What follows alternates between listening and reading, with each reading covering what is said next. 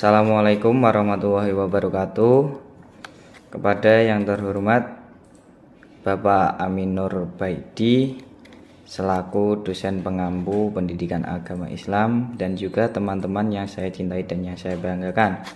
Sebelumnya saya akan memperkenalkan diri saya sendiri dari kelompok 4. Saya Angga Putra Dika sebagai ketua kelompok 4 yang beranggotakan ada Muhammad Irfan Saputra, Dita Rahmawati dan juga Nika Nirmala. Di sini kami sudah menyelesaikan tugas makalah yang telah diberikan dari Bapak Amin Nur Baidi. Kita membuat makalah yang berjudul Peran dan Fungsi Rukun Iman dalam Pembentukan Karakteristik Tangguh dan Istiqomah. Tentunya di sini saya akan menjelaskan pengertian apa itu rukun iman. Rukun iman adalah pilar-pilar keimanan dalam Islam yang harus dimiliki seorang umat muslim. Rukun iman didasarkan dalam ayat-ayat Al-Quran dan hadis yang terdapat dalam kitab Sahih Bukhari dan Sahih Muslim yang diriwayatkan dari Umar bin Khattab. Rukun iman secara bahasa berarti tasdik ataupun membenarkan. Sedangkan secara istilah syar'i, iman adalah keyakinan dalam hati, perkataan di lisan, amalan dengan anggota badan, bertambah dengan melakukan ketaatan dan berkurang dengan maksiat. Jadi, iman adalah membenarkan segala sesuatu baik berupa perkataan maupun perbuatan. Selanjutnya, setelah kita mengetahui pengertian-pengertian apa itu rukun iman, kita selanjutnya akan membahas pilar utama dalam rukun iman. Rukun iman ada 6, yaitu iman kepada Allah, iman kepada malaikat, iman kepada kitab Allah, iman kepada Rasul, iman kepada hari akhir, dan juga iman pada qada dan qadar. Di sini iman kepada Allah menerangkan bahwasannya Allah adalah Rabb segala sesuatu, penciptanya dan mengatur seluruh alam. Seorang tidak dikatakan beriman kepada Allah hingga dia mengimani 4 hal. Yang pertama, mengimani adanya Allah, mengimani Rabbiyah Allah, bahwa tidak ada yang mencipta, menguasai dan mengatur alam semesta selain Allah. Yang selanjutnya, mengimani uluhiyah Allah, bahwa tidak ada sembahan selain Allah. Dan yang terakhir, mengimani semua asma dari sifat Allah ataupun asmaul husna. Untuk rukun iman yang pertama sudah saya jelaskan. Berarti kita langsung ke pembahasan rukun iman yang kedua. Rukun iman yang kedua itu iman kepada malaikat Allah, yaitu meyakini bahwa Allah mempunyai malaikat-malaikat yang diciptakan dari cahaya. Mereka tidak bermaksiat kepada Allah terhadap apa yang diperintahkannya. Makna beriman dapat dijabarkan ke dalam 4 poin ini. Yang pertama, mengimani adanya malaikat dengan makhluk ciptaan Allah. Jumlah malaikat tidak ada yang tahu. Malaikat diciptakan dari cahaya, dan juga mengimani adanya 10 malaikat yang kita ketahui dan mengimani semua amalannya. 10 malaikat yang wajib kita ketahui ada 10. Yang pertama, malaikat Jibril. Yang kedua, malaikat Mikail. Yang ketiga, malaikat Israel. Yang keempat, malaikat Israfil. Yang kelima, malaikat Mungkar. Yang keenam, malaikat Nakir. Yang ketujuh, malaikat Raqib. Yang kedelapan, malaikat Atid. Dan yang kesembilan, malaikat Malik. Serta yang ke-10, malaikat Ridwan. Tentunya dari 10 malaikat yang kita ketahui memiliki tugas-tugas masing-masing. Malaikat Jibril bertugas menyampaikan wahyu. Malaikat Mikael bertugas membagi rizki. Malaikat Israel bertugas mencabut nyawa. Malaikat Israfil bertugas meniup sangkakala. Malaikat Mungkar dan Nakir menanyai dalam kubur. Malaikat Raqib bertugas mencatat amal kebaikan manusia di dunia. Malaikat Atid mencatat amal buruk malaikat Malik bertugas sebagai penjaga pintu neraka dan malaikat Ridwan bertugas menjaga pintu surga. Jadi itu tadi 10 malaikat yang wajib kita ketahui. Selanjutnya saya akan menjelaskan rukun iman yang ketiga, yaitu iman kepada kitab-kitab Allah, yang berarti meyakini bahwa Allah memiliki kitab-kitab yang diturunkan kepada para rasul untuk disampaikan kepada umatnya. Kitab-kitab tersebut adalah kalamullah, makna beriman kepada kitab-kitab Allah. Yang pertama, mengimani bahwa seluruh kitab Allah adalah kalam ataupun ucapan yang merupakan sifat Allah. Yang kedua, mengimani bahwa kitab suci yang diturunkan oleh Allah ada 4, yaitu yang pertama kitab suci Taurat, yang kedua kitab suci Zabur, yang ketiga kitab suci Injil, dan yang terakhir yaitu kitab suci Al-Quran. Jadi kitab suci Allah ini sudah diturunkan kepada nabi-nabi tertentu yang menjadi utusan dari Allah Subhanahu wa taala.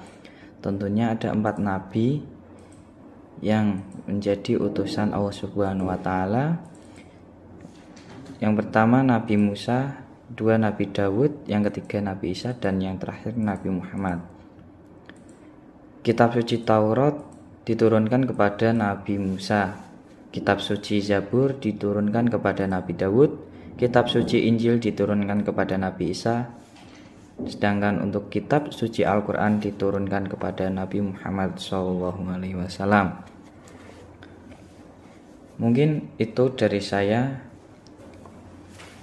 penjelasan dari rukun iman yang ketiga. Jadi kita harus mengimani pada kitab-kitab Allah. Untuk penjelasan selanjutnya mengenai rukun iman yang keempat, yaitu iman kepada Rasul Allah, akan disampaikan oleh Mas Muhammad Irfan Saputra. Materi selanjutnya yaitu iman kepada Rasul Allah. Apa itu iman kepada Rasul Allah? Yaitu meyakini bahwa Allah mengutus pada setiap umat seorang Rasul yang menyeru mereka untuk menyembah Allah tidak ada sekutu baginya, dan mengingkari segala sembahan selain Allah. Makna beriman kepada Rasul. Yang pertama, mengimani bahwa ada di antara laki-laki dan kalangan manusia yang Allah Ta'ala pilih sebagai perantara antara dirinya dengan para makhluknya. Yang kedua, mengimani bahwa semua wahyu kepada Nabi dan Rasul itu adalah benar dan bersumber dari Allah Ta'ala. Yang ketiga, mengakui setiap Nabi dan Rasul yang kita ketahui namanya dan yang tidak kita ketahui namanya. Rasul yang kita ketahui namanya yaitu Nabi Nuh, Nabi Ibrahim, Nabi Musa, Nabi Isa, dan Nabi Muhammad. Materi selanjutnya yaitu iman kepada hari akhir. Apa itu iman kepada hari akhir? Yaitu mengimani tanda-tanda hari kiamat, mengimani hari kebangkitan di padang mahsyar hingga berakhir di surga atau neraka. Iman kepada hari akhir mencangkup beberapa unsur, antara lain fitnah kubur, siksa dan nikmat kubur, tanda-tanda hari kiamat, tiupan sangkala, hari kebangkitan, hari berkumpul, hari perhitungan, telaga, mizan, pembagian kitab catatan amal, syirat, syafaat, surga, dan neraka. Sekian penjelasan dari saya. Untuk penjelasan materi selanjutnya akan dijelaskan oleh rekan saya. 6. Iman kepada qada dan qadar. Mengimani kejadian yang baik maupun yang buruk, semua itu atas izin dari Allah. Karena seluruh makhluk tanpa terkecuali zat dan sifat mereka, demikian pula perbuatan mereka melalui kehendak ilahi. Tingkatan takdir ada 4, yaitu pertama, al-ilmu, yaitu mengimani bahwa Allah mengetahui segala sesuatu, baik yang telah lalu, yang sedang, maupun yang akan terjadi. Yang kedua, al-kitabah, mengimani bahwa Allah menulis takdir setiap sesuatu hingga hari kiamat. Yang ketiga, al-masyiyah, mengimani bahwa semua yang terjadi di alam semesta ini adalah atas kehendak Allah. Yang keempat, al-khalqi, mengimani bahwa Allah adalah yang menciptakan segala sesuatu yang terjadi, yang baik, yang buruk, kekufuran, iman. Pengamalan rukun iman. Mengamalkan rukun iman dalam kehidupan sehari-hari ini adalah dengan taat beribadah sholat wajib kepada Allah Subhanahu wa Ta'ala, berbakti kepada kedua orang tua, mengikuti semua ajaran-ajaran agama Islam, dan taat akan segala perintahnya serta menjauhi larangan-larangannya. Pengertian karakteristik. Menurut Kamus Merriam-Webster, pengertian karakteristik adalah sesuatu yang mengungkapkan, membedakan, atau khas dari suatu karakter individu. Karakteristik istiqomah. Istiqomah adalah sikap teguh pendirian dan selalu konsisten. Menurut Ensiklopedia Islam, pengertian istiqomah adalah keadaan atau upaya seseorang untuk teguh mengikuti jalan lurus agama Islam yang telah ditujukan Allah Subhanahu wa Ta'ala kepada umatnya. Istiqomah berfungsi sebagai pencegah setiap pribadi muslim agar tidak tergoda oleh perilaku maksiat dan lebih ingkar kepada Allah Subhanahu wa Ta'ala setelah ia. Macam-macam istiqomah dan contoh pengamalan rukun iman. Istiqomah lisan. Pengertian istiqomah lisan adalah perilaku tegas dalam ucapan sesuai dengan kebenaran yang diyakini tanpa mengubahnya demi suatu keuntungan. Salah satu bentuk istiqomah lisan adalah saat mengucapkan 2 kalimat syahadat. Sikap ini harus diperhatikan karena lisan merupakan juru bicara hati dan pikiran. Pengamalannya, berhati-hati saat berbicara kepada orang lain, berpikir dahulu sebelum berbicara, jangan sampai menyakiti hati orang lain atau perasaan orang lain. Istiqomah sikap dan perbuatan. Istiqomah perbuatan adalah perilaku mantap dalam melaksanakan suatu pekerjaan. Tidak ragu takut, cemas oleh sesuatu atau percaya diri terhadap apa yang kita lakukan jika menurut kita itu benar. Setelah istiqomah, sikap adalah tangguh dalam sikap yang sesuai dengan ketentuan Allah Subhanahu wa Ta'ala.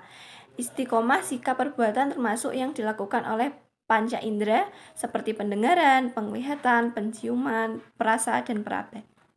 Pengamalannya, berhati-hati dalam melihat. Sebagai seorang muslim, kita dilarang melihat lawan jenis terlalu nafsu. Istiqomah hati. Istiqomah hati adalah melakukan segala sesuatu dengan niatnya ikhlas dan jujur.